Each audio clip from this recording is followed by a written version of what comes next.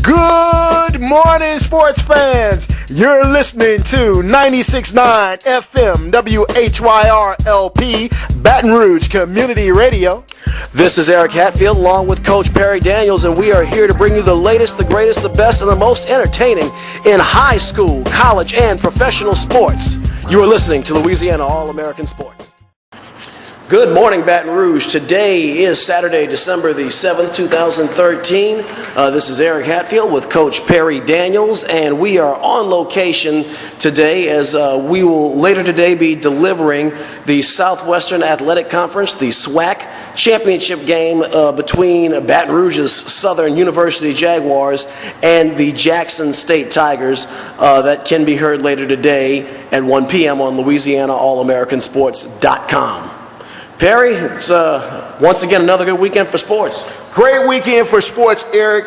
To my high school heads out there, we're not going to be able to bring you any broadcasts, any scores tonight because the games haven't happened yet. So just bear with us. Next week we'll bring you all up to speed on what has transpired in the state of Louisiana and the high school sports scene.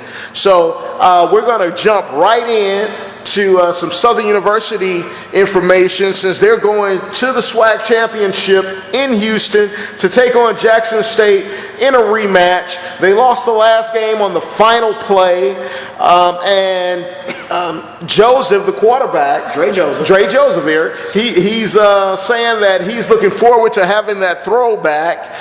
Hopefully, he's hoping that it doesn't come down to the last play, but he's excited about the opportunity to redeem himself from making a bad throw that would have won the game for the Jaguars up on the bluff. Well, you know, it's clearly these are two teams that have played very well in their respective divisions this year, and if the last game is any indicator, I think that the fans that travel both from Louisiana and Mississippi, and I'm sure there's a ton of SWAC alumni right here in Houston, Texas, I think they're going to be in for a treat today at Reliant Stadium. Yeah, it should be a really good game. These two schools are historic rivals. They've competed for the SWAC championship a number of times, and they just don't like each other. And I've heard someone say, well, almost to the extent to where they don't like Grambling. But actually, it's even more because at least the Grambling folks are Louisianians. Right. Whereas Jackson State, you know, they're Mississippians. I guess that's the right term. Right. Yes, sir. And if you know anything about this part of the country, the two states don't get along very well. Yeah, no, I mean, definitely. Louisiana and Mississippi have a rivalry, I guess, on a lot of things, even on and off the gridiron. I guess some could joke that Louisiana's motto is, hey, at least we're not Mississippi. We might be 49th in a lot of things, but Mississippi is usually that one that's 50th on the list of good things. I'm just teasing you, Mississippi. But it's going to be that kind of game. Familiarity breeds contempt, and these two teams are quite familiar with each other, and these two teams are very good.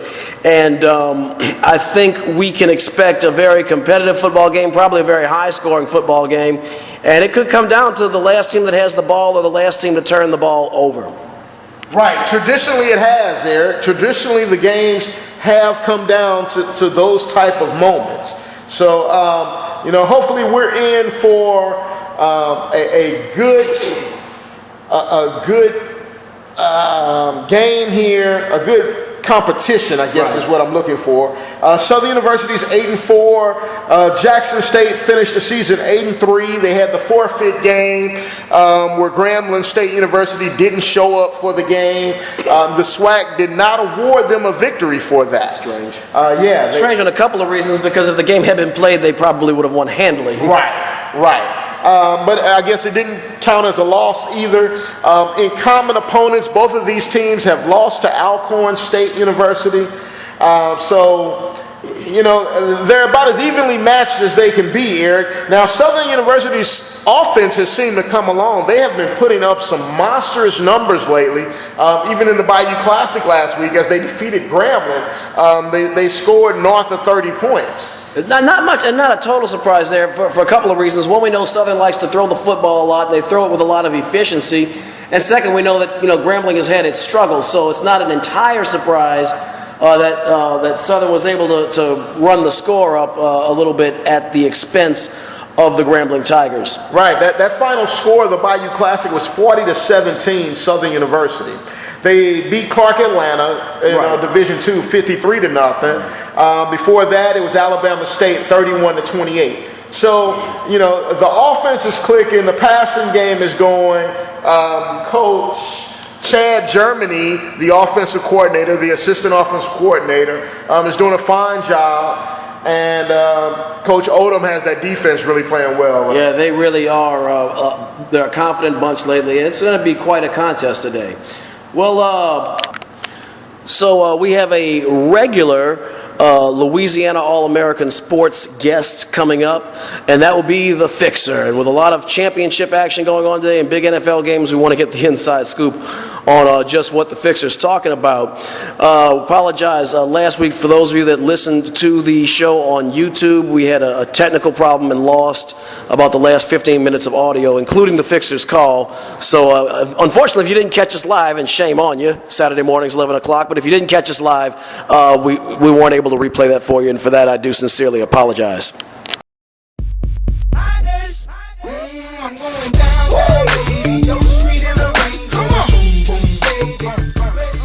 What up, G?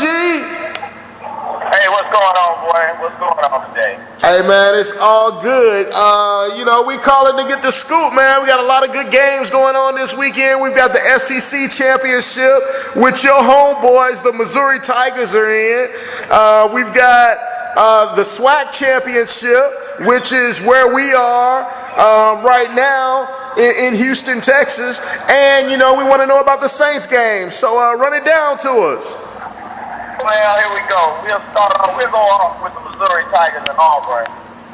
They're giving Missouri the Tigers 2 points, but you got to realize that would be by a field goal. Missouri's only lost this because their field goal kicker is no good. So we're going to go ahead and take Missouri, but we're going to assume that they're going to win on the money line. Got you.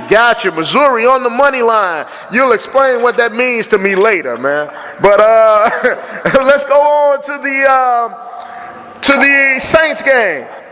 Well, due to the Saints really they kind of made me look bad. They had me looking like Kanye West when he came home and seen the baby had a red sweater on.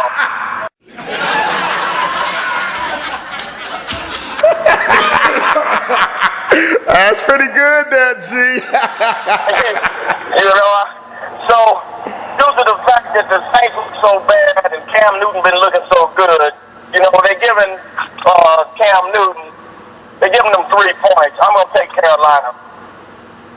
Carolina, you're taking, so the line is the Saints +3 and you're taking the Panthers. I'm taking, Saints +3 and I'm taking the Panthers. You are correct. Wow. Got you. Wow. Okay, so give us the Jackson State Southern University. You spent some time at the old SU. Who are you choosing? What's going on in this game? Well, I'm looking at Jackson State had a week off. Southern coming off a pretty big win. It was really easy. They got to try some new things, and I'm thinking that they really motivated for this game. So. You know me, I'm from the Southern University, so I'm going with the Jaguars. Got you. All right, man. Well, you know how it goes. Stay off the grid, stay out of jail. We'll holler at you later. I will do. See you Peace. later. So he's taking Southern, Carolina, and Carolina with the points. Although there's not a whole lot of points there, and he likes, of course, he likes Missouri. There's a big surprise. Right. So yeah, we'll see. Yeah, we'll see how that pans out. So that was the Fixer.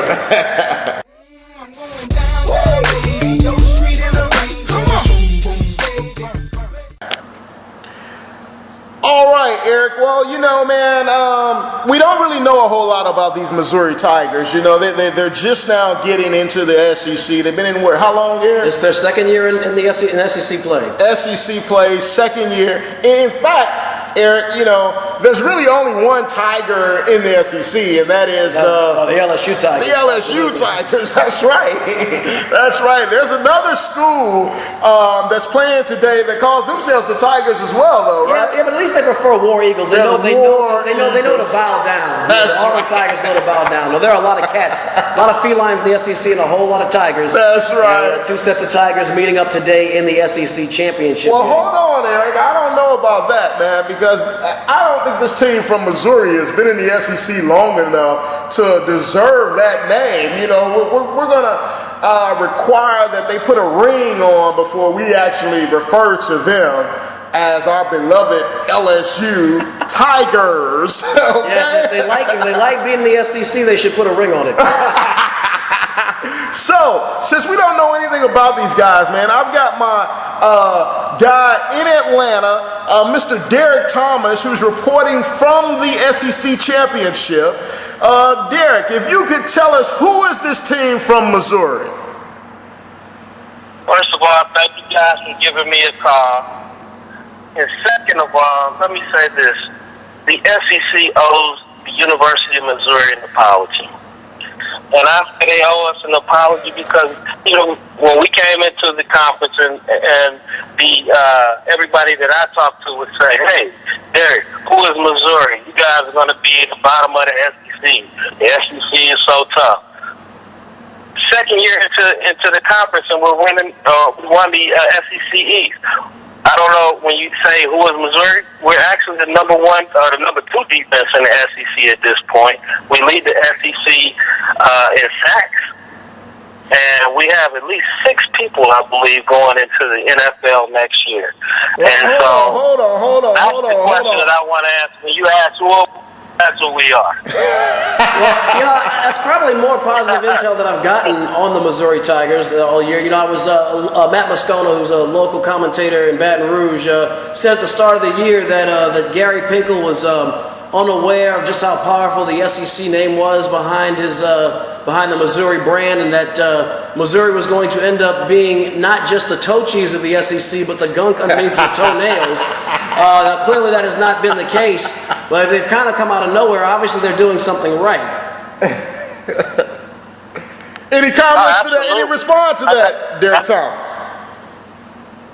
I said, if you guys, and I was really talking to a lot of people around here at the local hotels here, okay. And I was telling them that the university, we're going to win the game against Auburn at least by 10 points. Really? On Saturday. Wow. So yes. you think that the Missouri... If you look at this... Go ahead. Go ahead, I'm sorry. No, you think that the Missouri... If you look at Go ahead. If you look at what we've done this year, we're 11-1.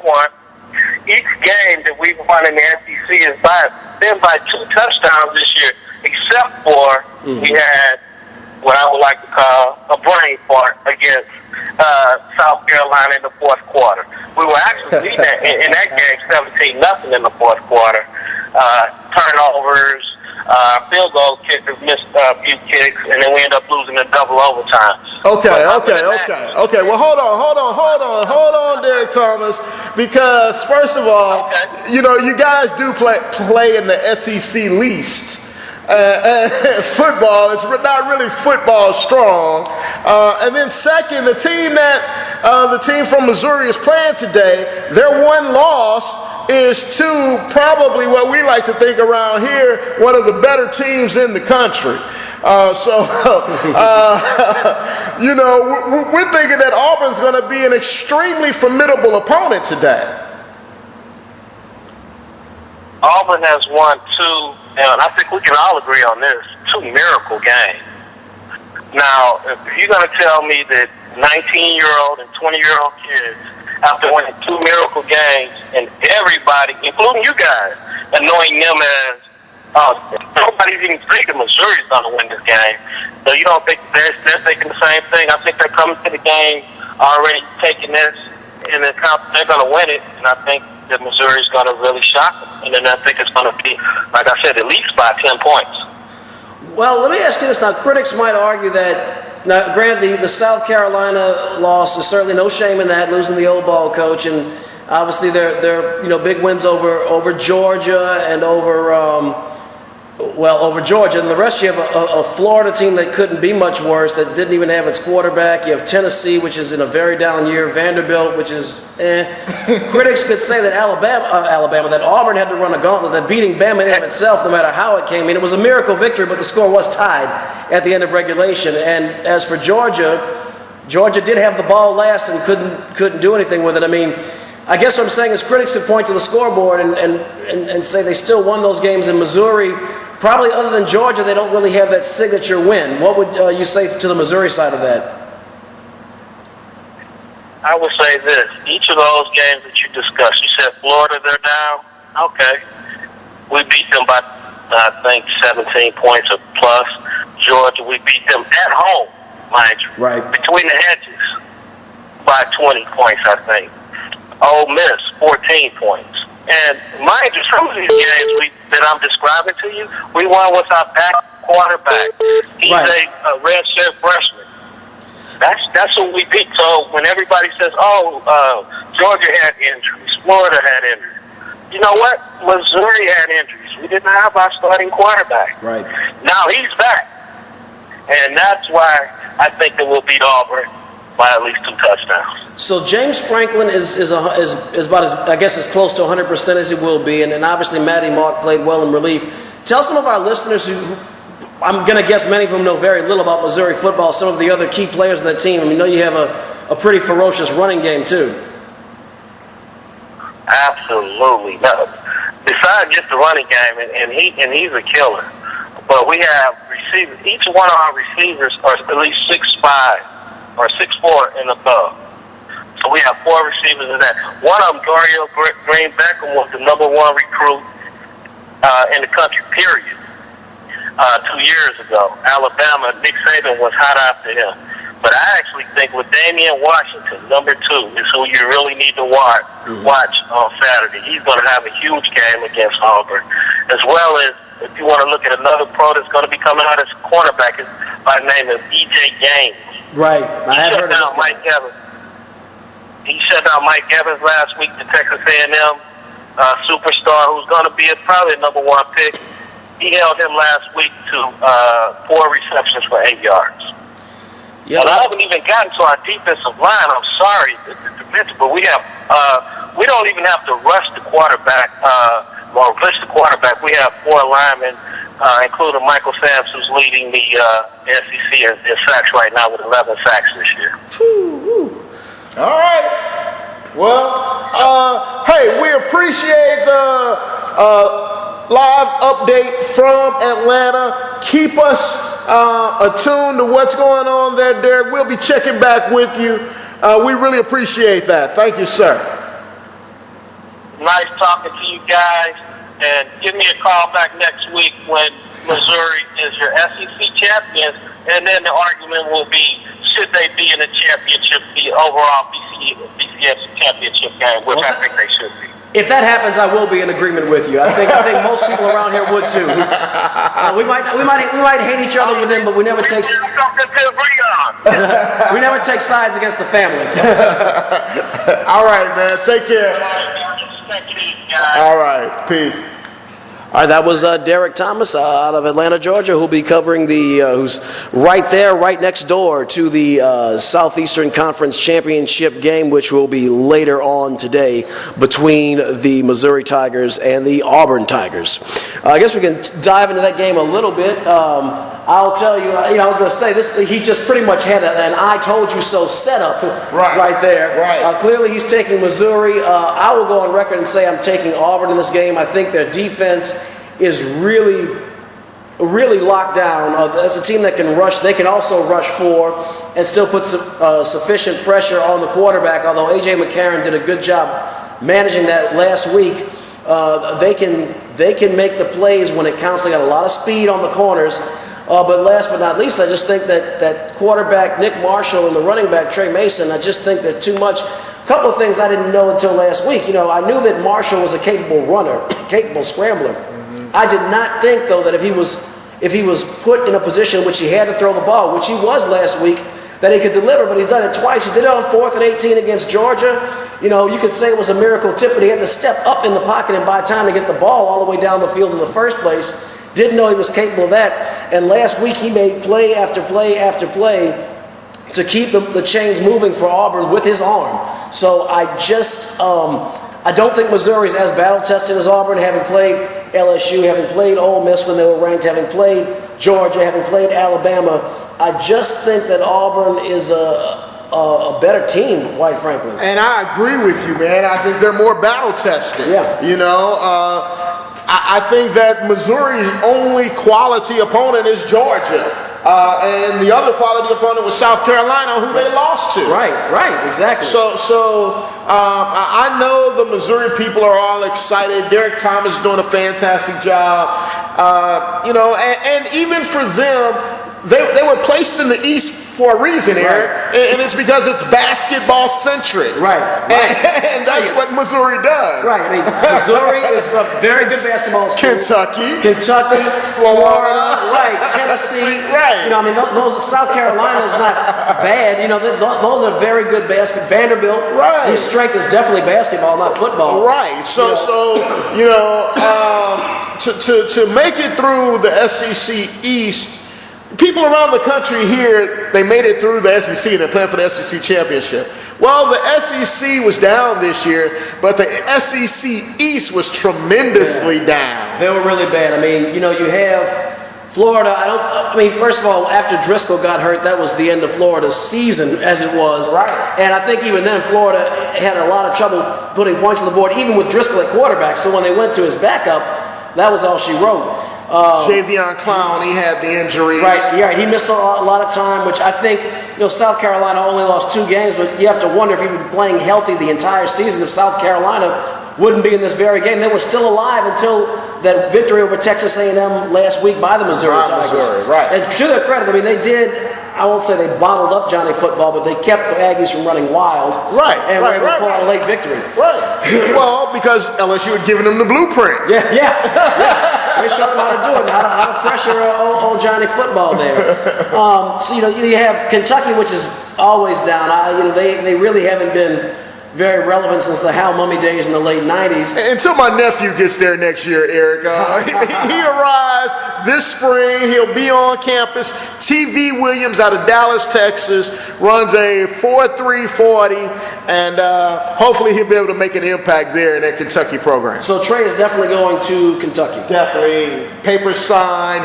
He starts in January. All right, good for him. Just tell him to watch out for those girls that don't have shirts or shoes. He's familiar with Kentucky. 6 million people, 15 last names. Anyway, hope we don't have any Kentucky listeners. But then you have Tennessee. Tennessee was way down this year. Right. They played up a couple of times, played up against Georgia, played up for some big opponents, but they were way down this year. Right. And then they try to claim Ole Miss. Well, beating Ole Miss. Ole Miss is better this year. They beat LSU, but, you know. I respect an Ole Miss win more than Kentucky or Tennessee. I agree. Or Vanderbilt, you know. I agree. But but Ole Miss, that's not really a signature win like talking about, you know. That's one that LSU bungled. You know, we look at that at Ole Miss and look at that as one that we screwed up. Right. They're looking at that as a notch on the belt. Slow down. So that is going to be, I'm looking forward to it. I will say Missouri, you know, is the show me state. They showed me something with their defense last week. I do have a lot of confidence in both their quarterbacks. Matty Walk proved he can come in cold and hold it together. And James Franklin is a guy who can make you, he's another guy like Nick Marshall who can make you pay with his feet and his arms. So I don't think they're going to get run out of the building. I just don't think they're going to beat Auburn. I don't think so either. Auburn's my pick as well. Gary Pinkel has done a fantastic job for them to even be here. Absolutely. He deserves a lot of credit for that. So regardless of what happens here, Missouri, regardless of what happens Saturday night, represent us, the SEC, well in your bowl game. Because you're going to play in a pretty significant bowl game because you are in the SEC championship. So, you know, we'll cheer for you after tonight. And I'm looking forward to covering them in basketball. Yeah, absolutely. I think they're going to be very formidable. And Auburn is probably the toe cheese of the SEC in basketball. A little reversal of roles there. So while Mr. Thomas hopes to tell us, I told you so, let's look back to last week and see where we could say, I told you so. I told you. What did I tell you? Didn't I tell you? 'Cause I told you. And when did I tell you? A long time ago. And what did I say will happen when I told you? Exactly what just happened.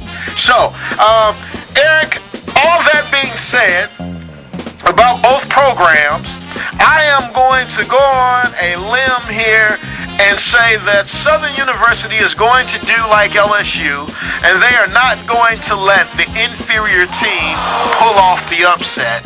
And Southern University is going to win this game today and head to Houston next week on a roll. Oh, there's a big surprise! Well, I'll tell you what, I kind of like to live a little dangerously, and all right, kind of go out on a limb. I'm going to predict that the felines are going to win this game. No, I think Southern University is going to win this game. I expect Grambling to put out a fight. They do seem to have strengthened their resolve considerably after the whole fiasco with the forfeited game. But I think Southern is just playing way too well right now to drop that game. Even if they come out lethargic and maybe a little unprepared, it's the Bayou Classic. You've got to have. I think they're going to win. That's an incredible... I think I'm going to have a heart attack and die from not surprised. So there's a college football game involving some cold steel. Iron Bowl coming up later today, and we will be talking about that here on Louisiana All American Sports. I think that's probably legitimately the second regular season game of the century. This one for Alabama. The Auburn fans say, come on, one more wide left. Cole Mazza snaps it. A.J. McCarron holds it. Gabe Foster kicks it. It's going to be wide left. It's blocked. It's blocked. DeReese Robinson blocked it. Ryan Smith picks it up, and the nightmare continues for Cade Foster. So first down and 10 at the 40. Marshall keeps it, tries to get around the edge, flips it out. It's caught by Sammy Coates. Strolls in. Touchdown. Cody Parkey, we are tied.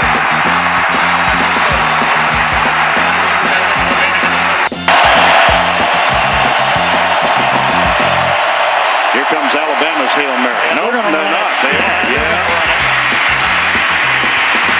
Did he get out of bounds? He did. Apparently. No, now that... 2, 1, hits. It's pretty close, but right. Not yet. Now. There's a second left. Here's Matt Austin. After review, the runner's foot touched out of bounds at the 39-yard line with 1 second on the clock. The clock will be reset to 1 second. It'll be first and 10. 2 weeks with his call of the last play of the ball game. Well, I guess if this thing comes up short, he can field it and run it out. All right, here we go. 56-yarder. It's got, no, does not have the leg. And Chris Davis takes it in the back of the end zone. He'll run it out to the 10, 15, 20, 25, 30, 35, 40, 45, 50, 45. There goes Davis. Oh, my God. Davis is going to run it all the way back. Auburn's going to win the football game. Auburn's going to win the football game. He ran the missed field goal back. He ran it back 109 yards. They're not going to keep him off the field tonight. Holy cow.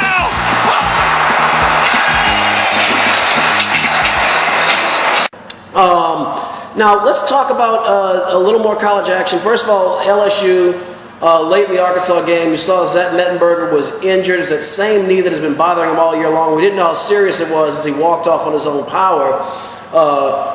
Anthony Jennings came in off the bench and put together a legend commencing 99-yard drive in the final 3 minutes with 1 timeout remaining, giving LSU fans something to really look forward to. Well, the word is that he tore his ACL.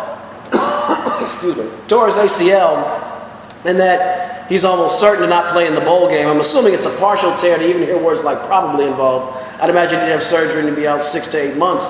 But it begs a couple of questions. You figure that LSU is probably going to have a Chick-fil-A bowl, Capital One bowl opponent. I mean, somebody competent out of either the ACC or the Big Ten, in all probability. But of course, the Big Ten is way down, so a second or third place team out of there should be a pushover for LSU. Same thing with the ACC. You have Florida State, Clemson. Duke is certainly a possibility. I mean, obviously, Florida State's not a possibility as an opponent. In other words, Miami is another possibility. I mean, you have some teams that are probably not going to win the championship. I'm assuming Duke is not going to win, but you never know. David Cutcliffe has done a hell of a job himself, but I digress. Right. You could have some formidable ACC competition. So how would this? It kind of begs the question: how does this fare for LSU in the bowl game with, in all probability, having a freshman quarterback going in against a team that's going to be not great but pretty good? I'm excited. I'm looking forward to seeing Shepard, what that young man did. I'm looking forward to seeing Anthony Jennings take the reins of the LSU offense. I think Cam Cameron did a great job with Mettenberger. And looks like he's doing a pretty good job here, too, with Jennings. Oh, yes. He's doing a heck of a job coaching these guys up. Yes. Well, I think Jennings is on more talent. From what we saw last Saturday, I think it was a lot of just natural ability on his part. I think Cam Cameron did a fantastic job with Mettenberger on this path, the pro-style passing game. Right, I hear you. So, and hopefully that will lead to some money in Mettenberger's pockets come next year at this time. I'm not hearing Mel Kiper talk very highly of him as far as being drafted, but I think someone is going to give him an opportunity. I agree. I always thought that Mettenberger, even before the injury, was somewhere at a low second, maybe a third round pick. With the knee injury, depending on how that affects, first of all, if he can even show up at the combine, but how that affects his showing, that might put him solidly into the middle rounds, your third or maybe your fourth round. But Mettenberger showed that he's capable of running a pro offense. He's got a good arm. He shows he can make smart reads. I think a team is going to roll the dice on this guy. I mean, Russell Wilson and Geno Smith went in the third round for very different reasons, mainly because of their size. Mettenberger, of course, coming off of an ACL and only having one really breakout year and only 2 years of 2 full years of playing college football under his belt. So I think that someone's going to give him a look. I mean, you have some glitzier names being talked about in the draft, although Marcus Mariota of Oregon said he was coming back to school, so that's one less quarterback to contend with. You have A.J. McCarron coming out, who's not a physical specimen by any means, but a real smart guy who does not make mistakes. Well, it's exactly what you need in the NFL. Well, I mean, even he's being projected second, third round. Exactly. You got a lot of, and you have a lot of talent. I mean, you have a lot of defensive ends. Right. You have a lot of offensive line talent coming out. Yeah. Those guys are always going to get picked first. Those are guys who you generally can't miss with if they're big and can throw people around in college. Usually defensive ends and offensive linemen and offensive and defensive linemen can do that in the pros. Right. So you just have a lot of guys with whom you can't miss, and only a couple of teams that really need quarterbacks in the NFL. The Texans probably need a quarterback. I'd imagine Jacksonville does. Well, maybe Minnesota, but I think that's the beauty of a Mettenberger type quarterback. He doesn't have to play right away. He can sit on the bench for a while. That's right. So you can take a chance on someone like that, whereas a Bridgewater has to play immediately. Right, and Teddy Bridgewater's a sexy name. Everyone's throwing around for good reason. Right. He's got an arm. He's got to go straight to the behind the center. Right. Where Mettenberger doesn't have to do that. Neither does McCarron, I don't think. These are guys that can sit, nurture, help the NFL combat their lack of ability that they're claiming, the depth. Right. It has been shallow. I'm going to tell you something, man. You have prior to 2008, well, that was the draft with Joe Flacco, and there was that's the one that pops to the top of my head. There were other talented guys that came out in that draft, and then you had Mark Sanchez the following year.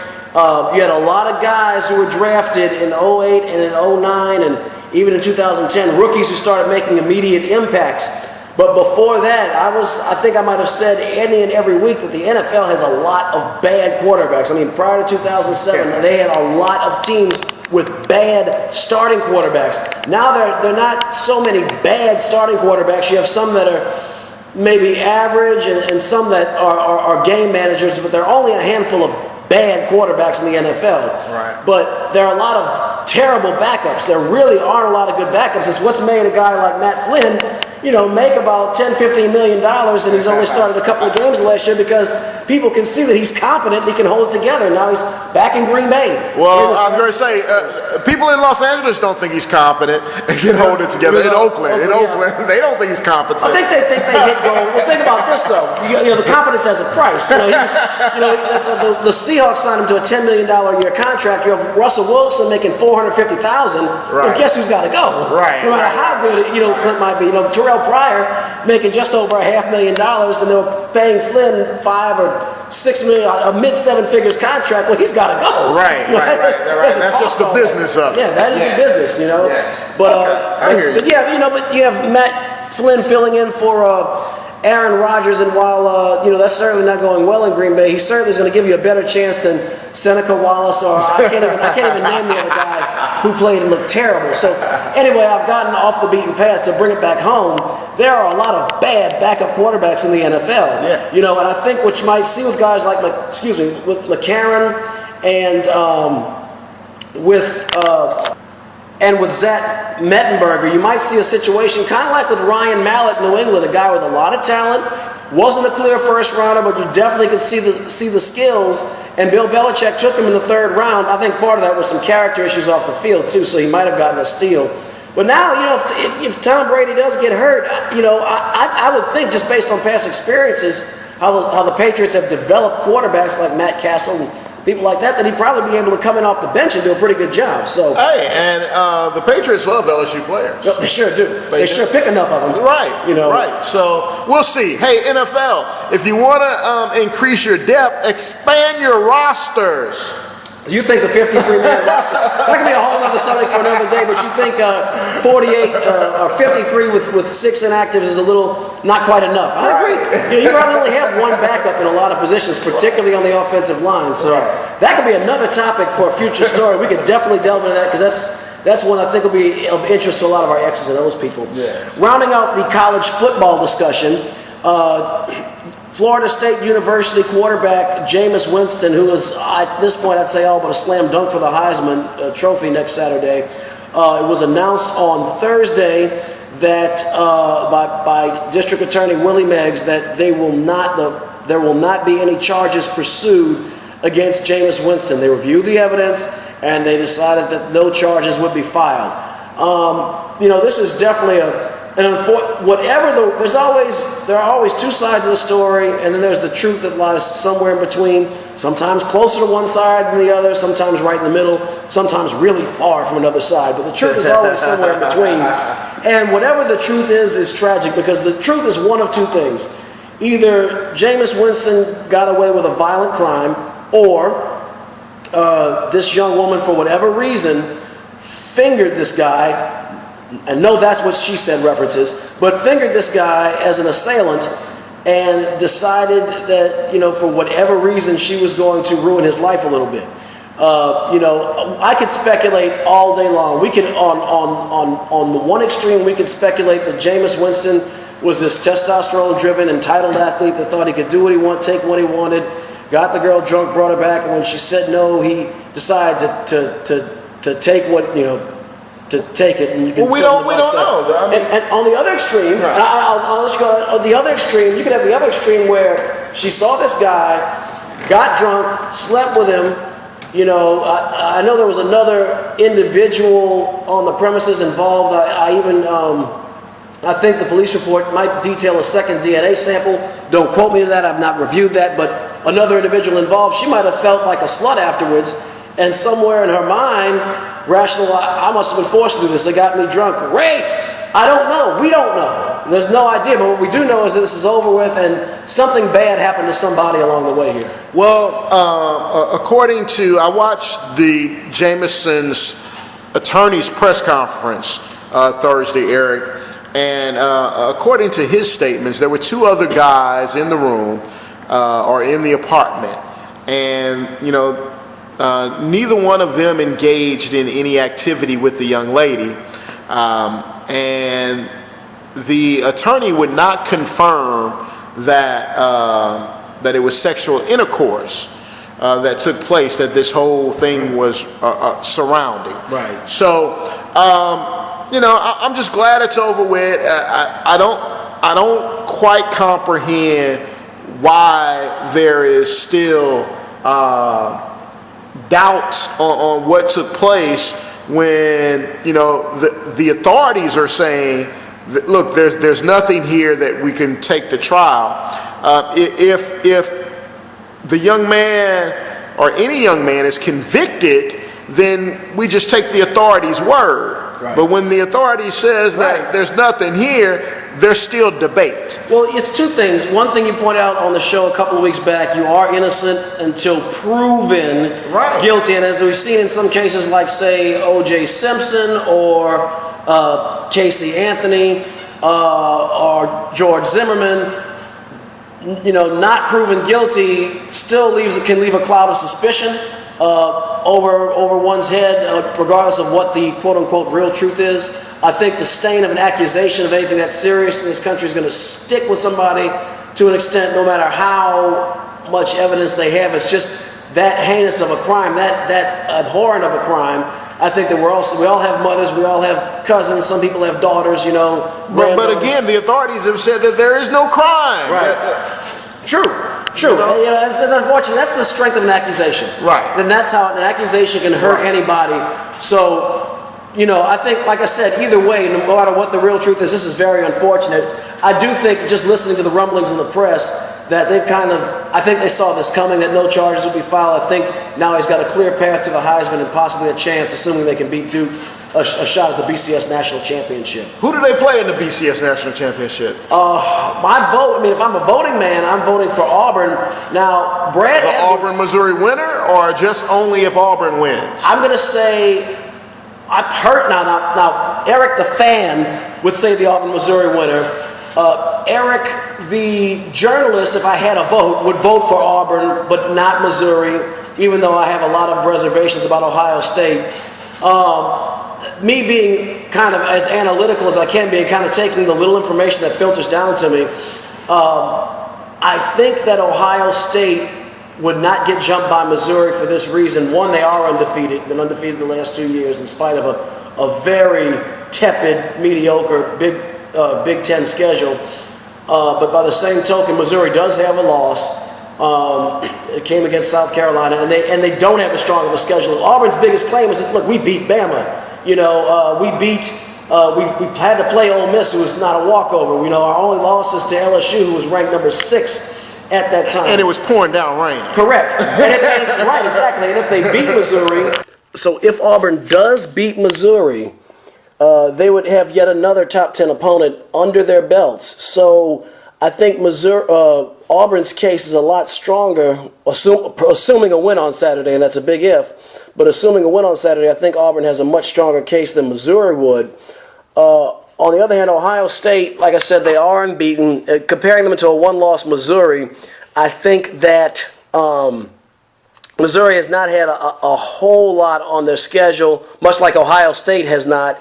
Maybe their schedule's slightly stronger, but then they would have the one loss, and I think people can rationalize. I think people can stomach taking Auburn that beat Alabama, and also beat Missouri the following week, taking a team with that on their record over an Ohio State team that played teams that were at best above average. Michigan State might be the toughest game on their schedule, and that's their championship game, and went unbeaten. So that's my thought on that, Perry. What I was going to say was Brad Edwards. ESPN's Brad Edwards said last Saturday that he believes that most of the computer models, with an Auburn win over Missouri, even with an Ohio State win, that most of the computer models would jump Auburn over Ohio State.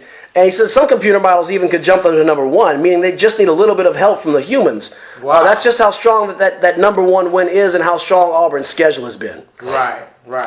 Well, we'll see, man. Yeah, we'll find out.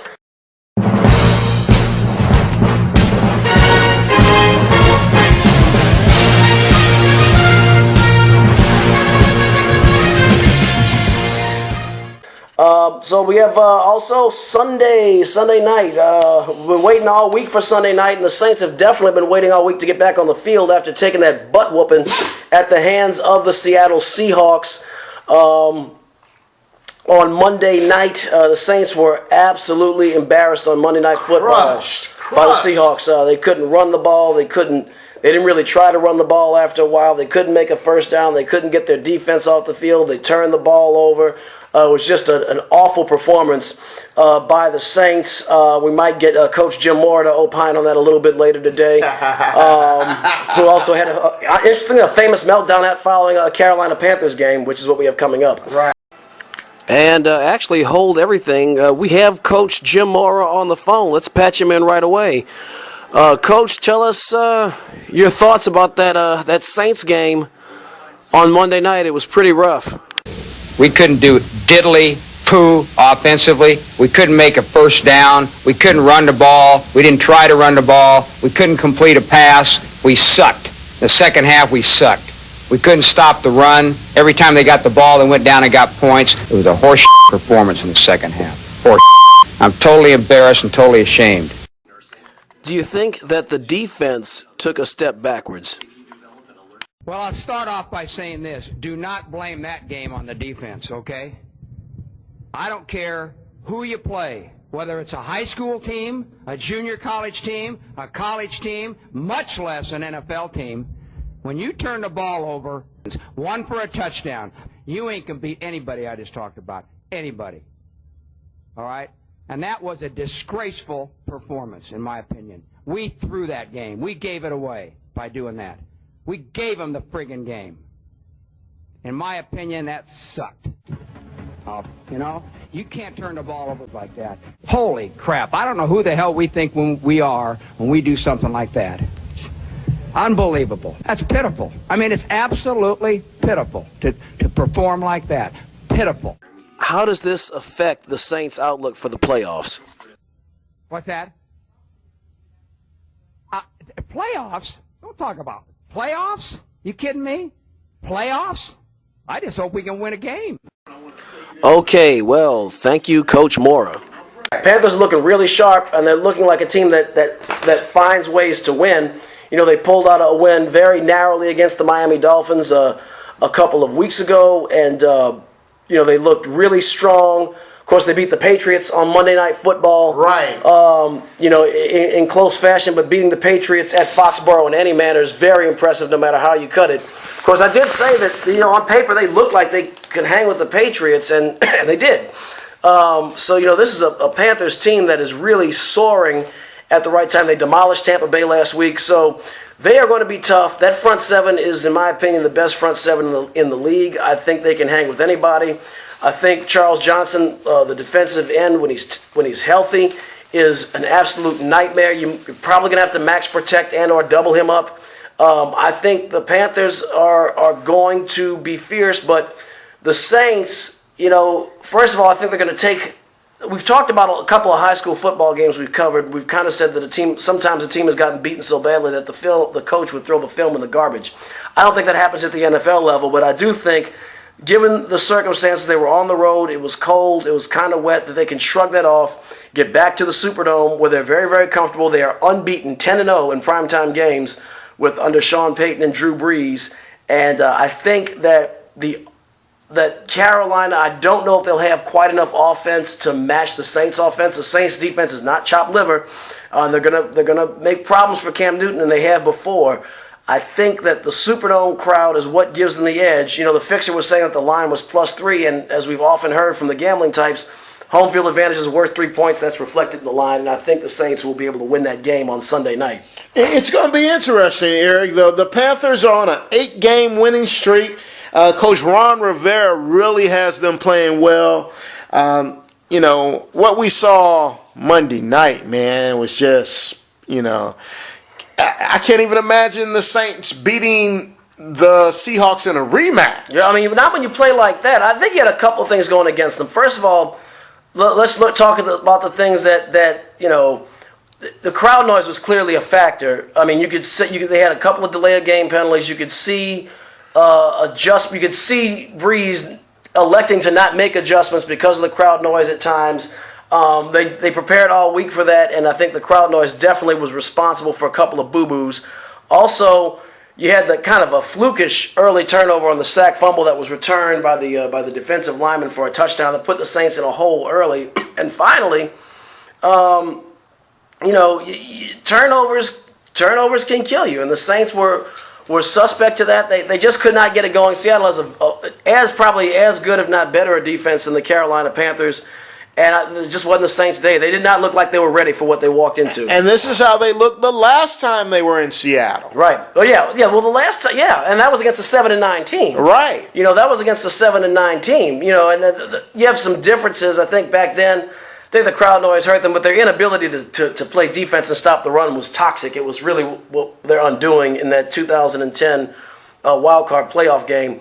This is a horse of another color with this Seattle team, because this Seattle team is as good. I'd say right now, you have to say they're better than the Saints at this moment. They're the best team in the NFL. Right. And with that game, with Seattle would have to run the table in reverse to not have home field throughout the playoffs, so we can only assume that if there's a rematch, it would be at Quest Field. Saints are going to have to deal with this again. They got to find a way around it. Right, right. And I'm not sure that they can. It was that dominating of a performance. Right. And I'm just not sure. I'm not even sure that if that game's played in the Superdome that the Saints could win it. It's a lot closer game. It's a lot different game, too. It's a lot different game, but I'm not certain. Well, the benefit of having film and talent is that you can look at the film, you know that you're not that much more talented than you are, and you can see where you made mistakes. Seattle doesn't really have that advantage. They didn't make too many mistakes, except for silly penalties. Right. They didn't make a lot of mistakes in that game. But I think the Saints are in a little bit of trouble. I mean, the best the Saints can hope for is a team that's maybe used to playing outdoors and in cooler conditions, like maybe the Panthers, going there in the second round and maybe pulling a surprise at the hands of the Seahawks. But the Saints' Super Bowl hopes took a really, really big step backwards on Monday night. They did. And with this game coming up tomorrow with the Panthers, I just like this football team, this Carolina Panther football team. It's defensively sound, as you stated. Probably the best 7 in the league. And Steve Smith and the quarterback, Cam Newton's ability to escape the rush, buy time. And run people over. If need be. Right. And with Steve Smith's determination, his wisdom from being in the league so long, man, these guys are just clicking on all cylinders right now. Yeah. So this is going to be an extremely formidable opponent for the Saints. I agree. And I am the only edge I guess I can give is that it is in the Superdome. Well, yeah, I mean, you have a couple of things, too. It's in the Superdome, and it's at night. And again, in the Superdome at night, Saints are 10-0 during the Peyton regime with Peyton and Breeze together. And Saints have not lost a game in the Superdome coached by Sean Payton since 2010. That's a long time. That's a long time. I don't see that coming to an end tomorrow night. I do see... when the Saints go to Carolina, though, it's going to be a real different story. And that puts a lot of importance in this game. The Saints win this game, then all they have to do is beat St. Louis on the road, which they're going to do. They should. And Tampa Bay at home. And which as well as Mike they Glennon, may not do. They might not. As well as Mike Glennon is playing, I mean, I think, once they met a real opponent and say the Carolina Panthers, they got their teeth kicked in. Right. So, I mean, and granted, Tampa Bay did go up 21-0 on Seattle, but they also lost. Right. So Buccaneers are playing better, and I like that quarterback Glennon looks like he has some potential, but the Saints should win those 2 games. I say all that to say they should, keyword should win those 2 games, which really means that the Panthers' hopes of winning the division rest on this game tomorrow night, because the Saints own the tiebreaker with just a split against the Panthers. Okay, so we'll see. I'm going to go, those are my picks, the Saints. This week, Auburn and Southern. All right, I got I agree, Southern Jaguars. I've got the Auburn Tigers, Saints on Sunday, so we're pretty much lining up. ACC Championship, I'm picking Florida State. That should come as a surprise to nobody. Florida State. Big Ten Championship, I'm going to go with Ohio State reluctantly, but I will tell you, after watching them struggle with Michigan last week, and Michigan State has a strong ground game, anything can happen, but Ohio State, they are very solid under center. Braxton Miller and Kenny Guyton, either one who happens to be in the game, they can be really destructive. So I like the Buckeyes in the Big Ten championship. I think the Spartans are going to get the upset there and going to kind of solidify the national talks on who plays in that national game. And I do think it'll be Auburn and Florida State. I'd love for you to be able to tell me I told you so on that one. I'd love to just be rid of Ohio State for good. So we've had a lot of fun making our predictions here on Louisiana All American Sports, and sometimes we get them right, sometimes we're way off. We hope that you've enjoyed the I Told You So segment. We're going to flash back to the very first I Told You So, just to give you guys a taste of how far we've come. Guys, the Paladins are 3-4, 2-2 in Southern Conference play. I think LSU wins this one. What do you think, 50 points or 60 points, Perry? I'm not sure. It'll be a sound victory. Let's say 50 just to stay safe. But, it's home. I think LSU will put a sound whooping on Furman, and it'll be a 50-point lead. I think they're going to beat Furman like he was Mark Furman. It'll be a good game. I think Coach Jim Mora Jr. of the UCLA Bruins has a solid, strong, smart game plan. Very gifted quarterback, but I'm not going to go against Oregon, playing in Eugene, Oregon, until I actually see somebody beat them. I'll believe that when I see it. I agree with you wholeheartedly, and I'm going to go ahead and give that Oregon quarterback the Heisman. I think he is far and away the best college quarterback in the country, even better than the Florida State guy.